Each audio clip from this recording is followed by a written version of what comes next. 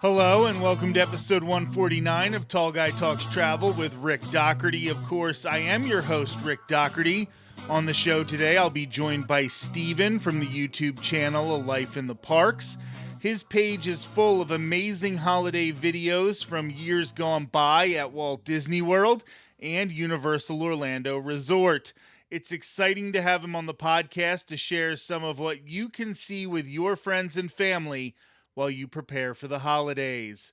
With this episode going live on the first day of Hanukkah, I also want to wish a happy Hanukkah to all of our listeners who celebrate. Before we get started, this December, I'm taking part in Vlogmas.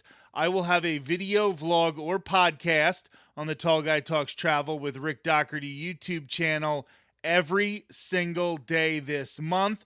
I want to continue to build the channel into 2024, so please like, comment, and subscribe. I have already posted vlogs from Jollywood Nights at Disney's Hollywood Studios, decorations at some of the Walt Disney World resorts, part of a holiday-themed day at Magic Kingdom, and more. Over the next few weeks, there will be so much more fun content to absorb, so make sure you are subscribed to the Tall Guy Talks Travel with Rick Doherty YouTube channel. Now let's welcome Steven from A Life in the Parks. Thanks for being here, Steven. Thanks, Rick. Good to be back. So I am really excited to have you on the show today because this is entering the holiday season. I mean, we're really in it already.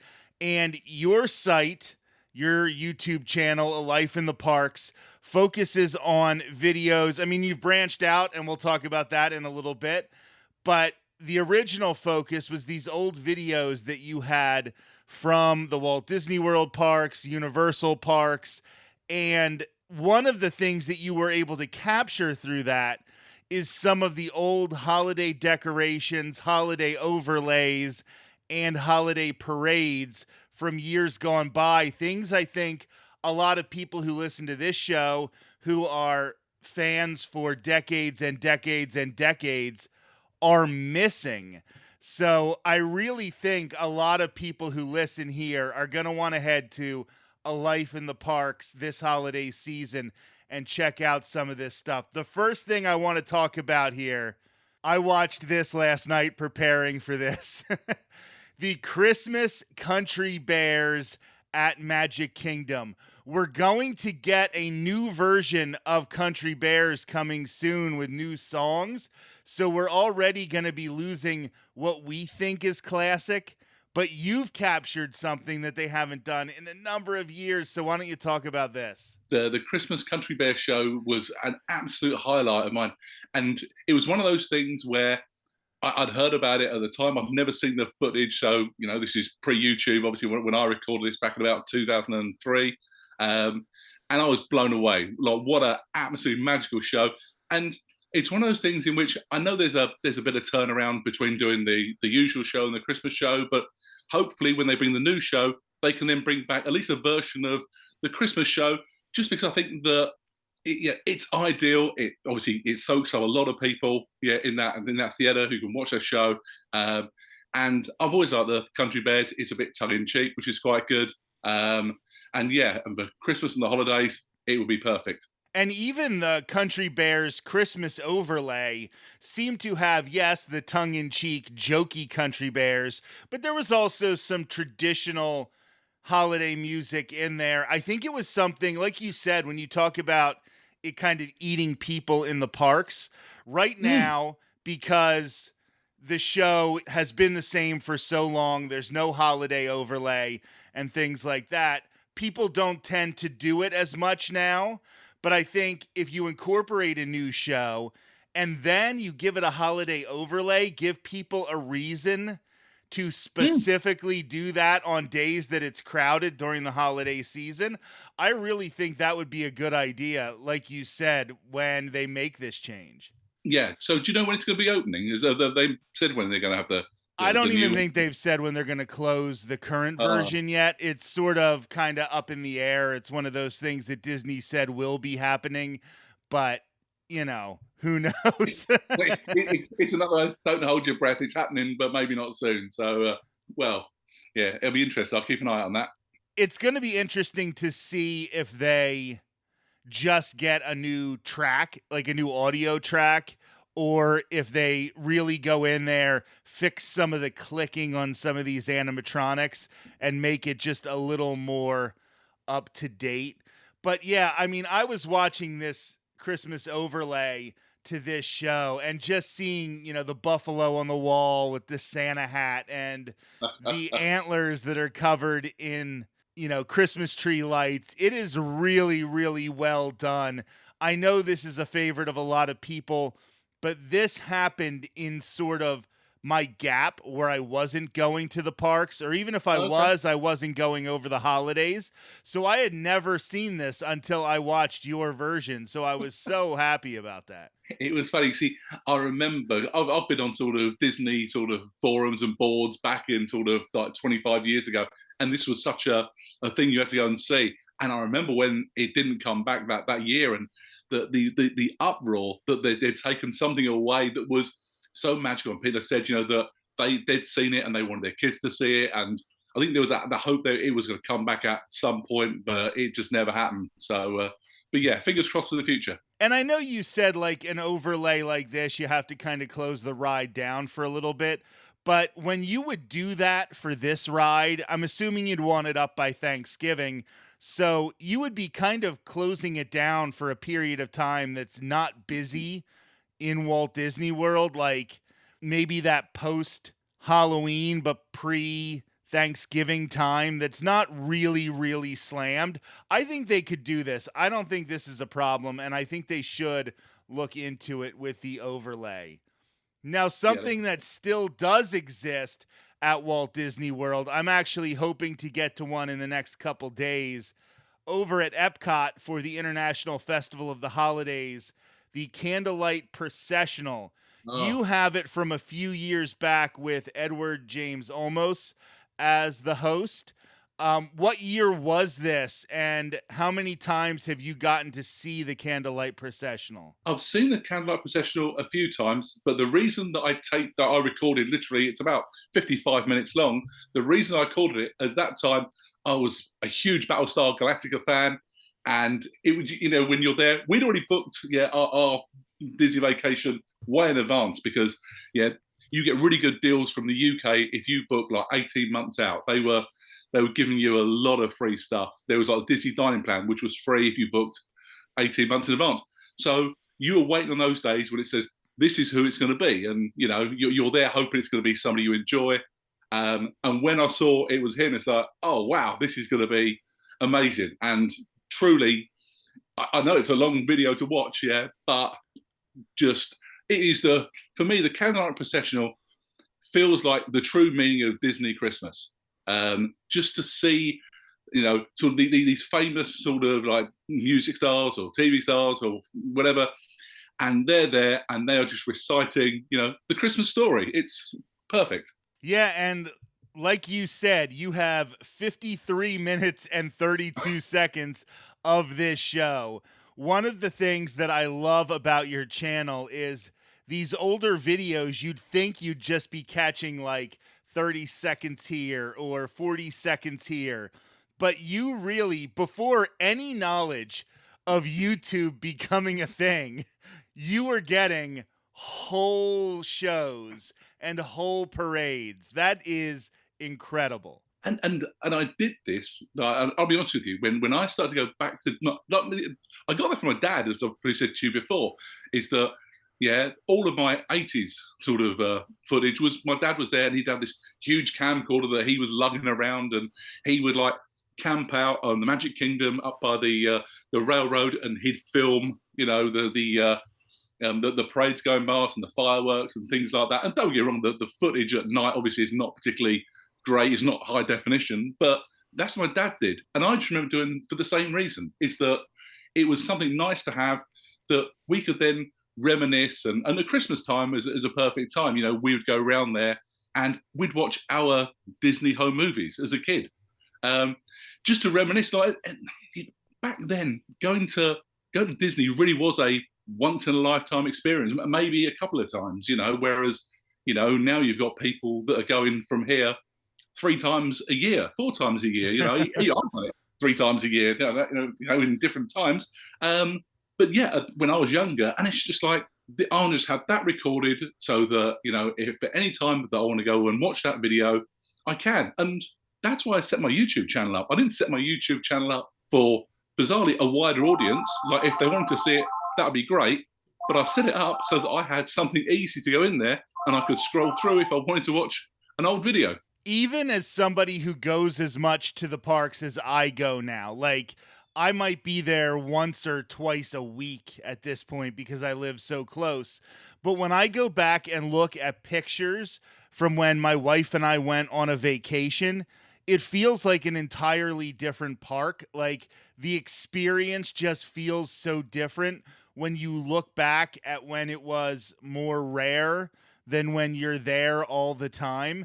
Like, I've done that Snow White meet and greet in Epcot maybe 5 times since I've lived here. But that one time that I went on that vacation and my wife got to meet Snow White for the first time, like, that's the one that feels so much different. And to think that there were people in line who probably do that all the time is kind of funny now in retrospect. So obviously, there was a time when I was going to Disney maybe sort of 2, 3 times a year, and sometimes those trips became a blur. The ones I really remember were the ones where I would meet people off of internet forums and things like that in the parks. And one of those, we had a really good meetup for Mickey's Not So Scary in 2006. I've got a couple of videos from that day on my channel. But yeah, we met people from the UK, we met people from all over the States. There was a big group of us, and it was a real magic experience. A lot of people I'd never met before. We'd only been like names on computer screens. It's magical about Disney and the holidays, and yeah, really, really good. And those are the ones you really remember. So now the next video I want to mention is one that's going to be a little controversial for people who are old school MGM Studios fans and original Hollywood Studios fans. We got Star Wars Galaxy's Edge, which I know, Steven, the two of us have talked about it before. We absolutely love Star Wars Galaxy's Edge. But because of it, we no longer have the Osborne family spectacle of dancing lights, but you have a show from back in 2006, and I know people are going to want to go back and see this one. I adored that. That for me, the Osborne Lights. Again, it wasn't a Disney thing as such. It was. Some people do IP at Disney. It was just Disney just hosting these lights. They were phenomenal, and the Snope and all of this. I've actually got an older video in which, where you remember, you had that residential street right at the back, which they then knocked down to make lights modal action. So there's actually an older video which had even more. So you went past and you could see things like the Golden Girls house, which was all then decorated for the holidays. Yeah, so really good.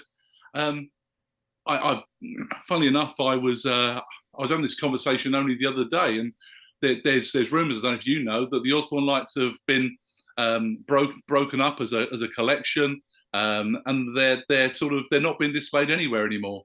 I know that the Silver Dollar City have got maybe a similar event. I don't know if you've seen that, which looks really good.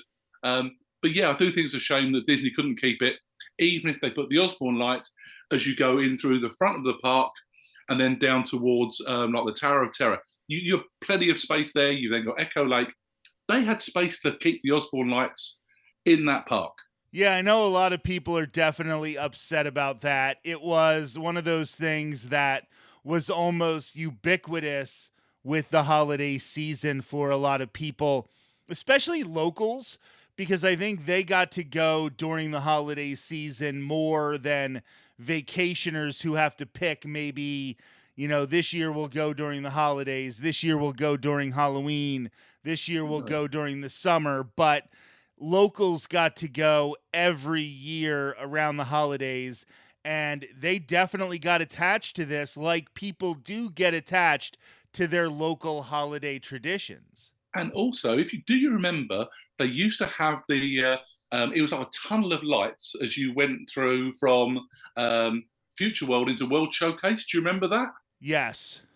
And that disappeared. And that was, again, it was something that it didn't cost Disney much money, surely. And but you go there, and that again was something that, yeah, I really thought was a nice touch, especially because there's not much holiday stuff in Epcot, and it was there for a few years, and then it went away. And I don't know. Sometimes Disney makes some strange decisions.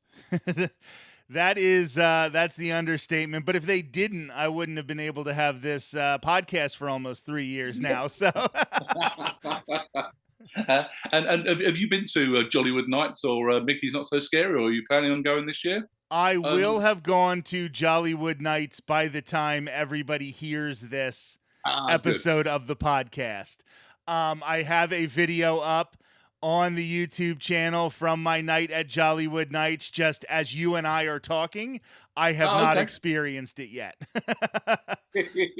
I am looking forward to it. I know that the first night was kind of a little bit of a hot mess, but it looks like they went back and fixed some of those situations. And I'm going to say this, like, if you looked at the wait times for rides during that first night when it was a hot mess, it was like Slinky Dog Dash was 5 minutes. Rise of the Resistance was 10 minutes. Everything was a 5 or 10 minute wait, which meant it was all locals who had no interest in riding the rides because they could do that at other times. I think as we get further into the party, what's going to happen is you're going to have more vacationers who are going to want to take advantage of 5-minute waits for Slinky Dog Dash at night, which is one of those rides that is so much better to ride at night than it is during the day. So my hope is we kind of got rid of that first culture local group, the influencers who, have to be the first ones to post everything on Instagram, and we're going to get more of a balance of people doing different things throughout the show. So that's what I hope is going to happen as this continues. Yeah. Moving over to Universal Orlando Resort, you have Seuss Landing, which is always so fun. The holiday decorations at Seuss Landing, I've already seen them a little bit this year, but every year they're a little different, and it is such a great place to hang out. And you got this all the way back, in 2002? Yep. Wow. and there you see sort of the Grinch, and there's one of the things that's there is this slide, which they only did for that 1 year. And actual fact is that I was contacted by a couple of different people who've made videos that have asked to use my footage because it's the only footage that anyone's found on the internet. So, I'm quite pleased to have got a slide, but there we go. Who knows? One of the magics of YouTube is you put something up and you've got no idea, how it'll affect people, where you'll get, some interest from.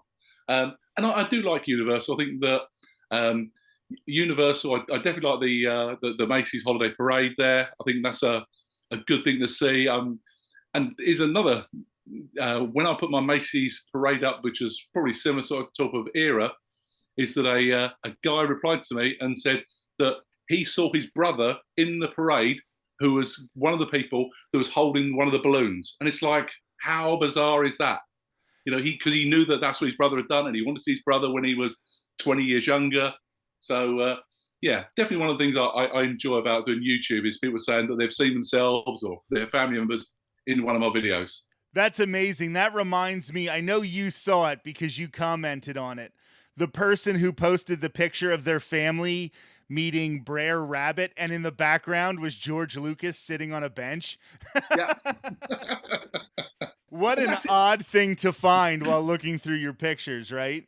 And no one's harassing him. You'd have thought that practically everywhere that George Lucas would go, there'd be people saying, "Can they have autographs?" But he's just chilling out, and obviously didn't realise. Maybe he thought that someone sent a picture of him, but there wasn't, was it? It was just him in the background. Amazing. It looked to me like that picture was, I think Splash was new at the time. So it was probably like the early 90s. So it had been almost 10 years since the last Star Wars movie, and people didn't Yeah. realize we were about 6 or 7 years away from the next one. So I think it was kind of a good time to be George Lucas if you wanted to hide in the back of somebody's pictures.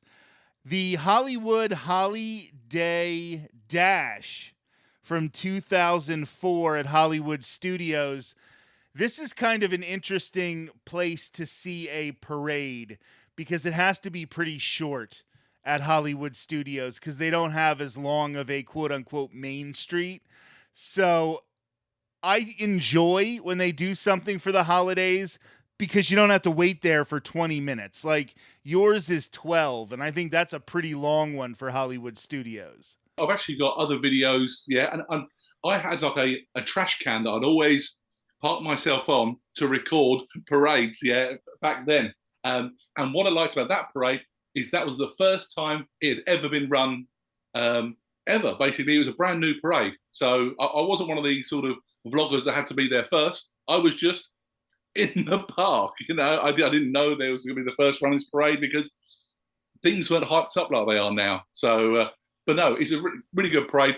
I'd like to see the parades come back to Hollywood Studios. I think it's definitely a park that needs a bit more sort of going on, shall we say, with the live entertainment. You know how you'll talk about a video that you post and somebody will see somebody that they knew, or you'll find out that slide, like you're the only person who has the slide on YouTube. I had a real weird experience when I was still very new to YouTube where I caught the Disney Plus Day parade or the Disney Plus Day cavalcade at Hollywood Studios. And I guess I was one of the only people who posted the whole thing. And it just got like numbers I have never seen on my page before or since. And it was just crazy. It got caught up in some algorithm. And that Disney Plus Day, I think it was when Disney Plus had existed for a year. And, okay, yeah. and they gave out like buttons and hats. And then they had 2 cavalcades, like the same cavalcade happened twice. And I caught the second one, and it just, you know, you never know what's going to catch on the internet, man. One of the things is that you can spend ages making videos, and I'll be honest with you, some of my videos, especially now, I can spend a week just doing a video in all my spare time, taking hours and hours and hours, and I'll get 500 views. Now, I'm happy for the 500 people who watch my video, but whereas you can go out there and put something silly up and you get 10,000 views that took you, I don't know, 5 minutes. It's like, how does it all work? I'll never know. But that's just one of the magics of YouTube, shall we say. I always find it funny when I do a podcast that's 2 parts and the second part has like twice as many people listening. I'm like, how do you even know what you're listening to here? Because the first part set up everything that's happening. Mickey's Very Merry Christmas Parade from 2006. Yes. I have never done a Mickey's Very Merry Christmas Party. I always thought that I enjoyed the not so scary Halloween party. So if I had the time, if I had the extra money, I was going to do that one. What's this parade like for Very Merry Christmas? It's perfect. For me, they've got all the classic sort of Disney characters, lots of Christmas theming, lots of Christmas music, obviously. And again, what you liked about going to those events, especially then, is that the numbers were much lower than they seem when I look at them now. So you have plenty of space, so you didn't have to get there. The parade, we remember we were there, we knew we'd been in the Haunted Mansion, and we got out and we thought, we're going to get here and we're going to get somewhere, we get a good view to film the parade. And we just turned up there and it wasn't that busy. And I think that was, back then, you were paying the money. I don't think it's anywhere as expensive it is these days. And yeah, the rides are all just walk-ons broadly back then. And yeah, the parade was, perfect, really good. Yeah, it's one of those things in which there was that, and then there was Holiday Wishes, which was the next video you've probably got there. And again, As I said to you before, I was a bit sort of in and out with Wishes when it came because I was such a huge fan of Fantasy in the Sky. But I did think that the holiday overlay for Wishes was a really good choice. Yeah, and of course, that is the Nighttime Spectacular. It was a holiday version of the old Nighttime Spectacular Wishes, which you have almost a 15-minute video of that show, which you can see on Steven's channel, A Life in the Parks. Then we're looking at more Osborne, family spectacle of lights. You have, I think, 2 or 3 years of those lights on here. You have the People Mover at night during the holiday season in 2006. I think this is really, really underrated because People Mover at night is just one of my favorite experiences in all of Walt Disney World. The days of me going there and wanting to go on sort of big rides, and I'd love to go and do Tron, but give me the People Mover at night to go and chill out, especially, you've been in the park a long time. That People Mover is such a great ride. And one of the things when I went to Disneyland is that the track is there. There hasn't been any type of People Mover for about 25 years. They replaced it with rocket rods and whatever. And I do think for sort of my friends that go to Disneyland a lot is that Disney really should be there working out a way to bring back the People Mover at that park as well. But the Magic Kingdom, perfect. I could ride it all day.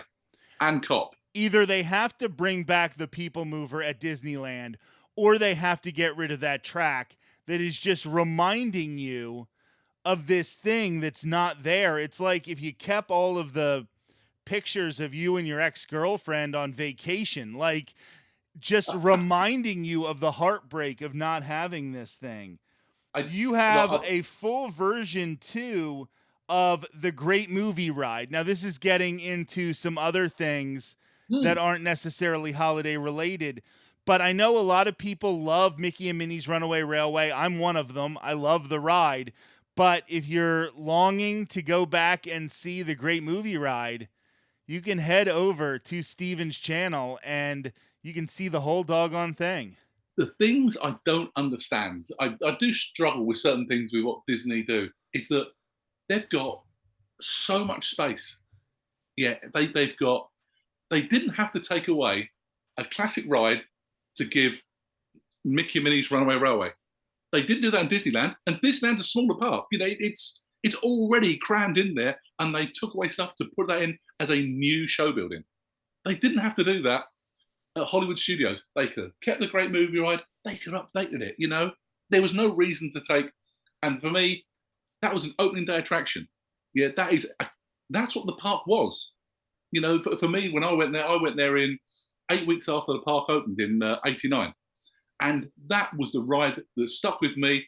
There was no YouTube, but I just remembered that. And that was the thing. There wasn't a lot else going on there. But I love that ride. And I think I've put maybe 2 versions up on my channel. I've probably got more versions on tapes elsewhere. Because, yeah, I filmed it. Obviously, they're the 2 different versions of the rides. Gangsters and Cowboys, if you remember those. Yeah, bit of a shame, that one. But again, yeah, luckily that, I recorded it. And if I want a bit of a great movie ride fix, then I can just put my video on, which is, I actually do quite a lot, really. Steven, this has been such an amazing conversation. I always love having you on the show. And I really think that your channel this December is going to bring a lot of people who can't get to the parks a sense of nostalgia for the way that the parks were in past years. And that's what really gets us to remember why we love them now. Thank you so much for being on the show, and thank you for documenting all of these old things from the parks. Thank you so much for having me again, Rick. Yeah, it's been a pleasure as always. This has been episode 149 of Tall Guy Talks Travel with Rick Doherty, which means that next week I will be celebrating the 150th episode of the show. I will have a little bit of a best of show with some of the most entertaining segments we've had in the past 3 years, including some guests I was really honored agreed to be on the show. We've done so much with this podcast in 150 episodes, including raising money for other people's projects, raising money and awareness in the fight against domestic violence with my pilgrimage across Ireland last year. And earlier this year, we collected sports equipment for the Boys and Girls Club of Central Florida. We always want to make a positive impact with this show, and I think we'll be able to say we did that in our 150th episode. That will be next Thursday on Tall Guy Talks Travel with Rick Doherty. Until then, have a great week.